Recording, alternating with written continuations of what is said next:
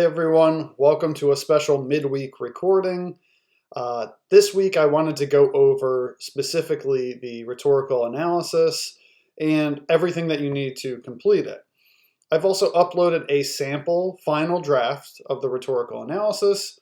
So with this sample, you actually have your rough draft and final draft as a template. Of course, the rough draft is just the first 2 to 3 pages.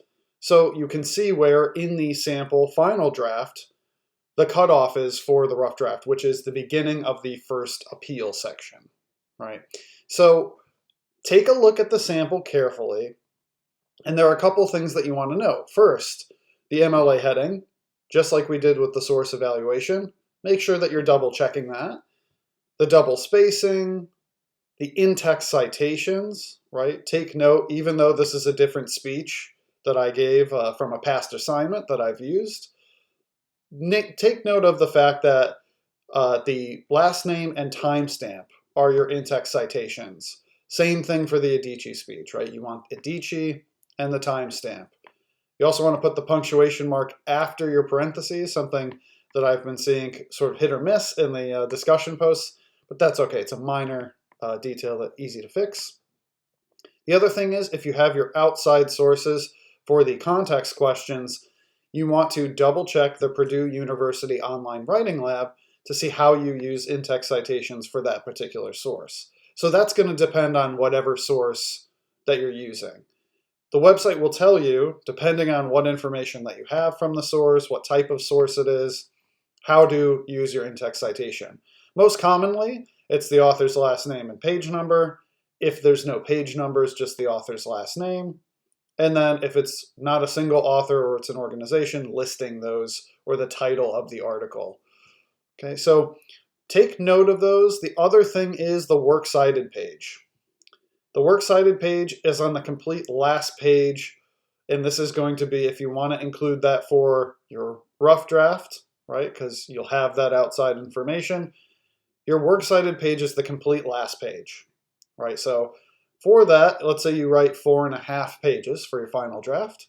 You want the 6th page to be your works cited page.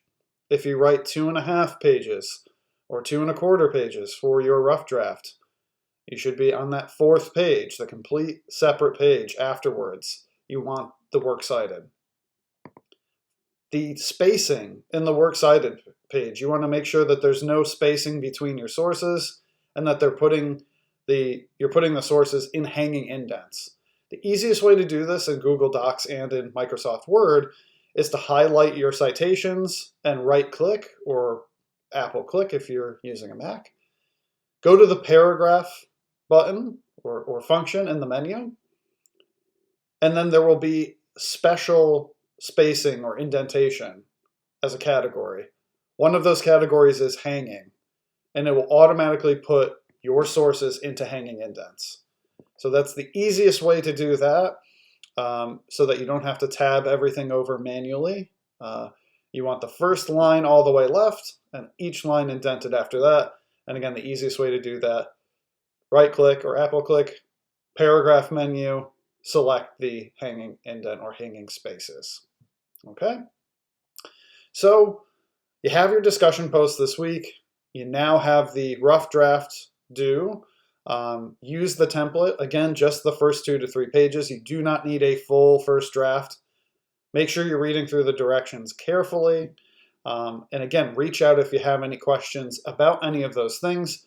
I've provided the sources for the rhetorical situation, the appeals, as well as the Purdue University link, and I'm going to keep providing those each week because it's going to be relevant to what we're doing, even for the final essay of the semester, where you'll be able to pick your topic there. Finally, as always, again, a midweek update. People in my other sections have been really liking that I'm posting what I'm reading. So I have a couple selections here.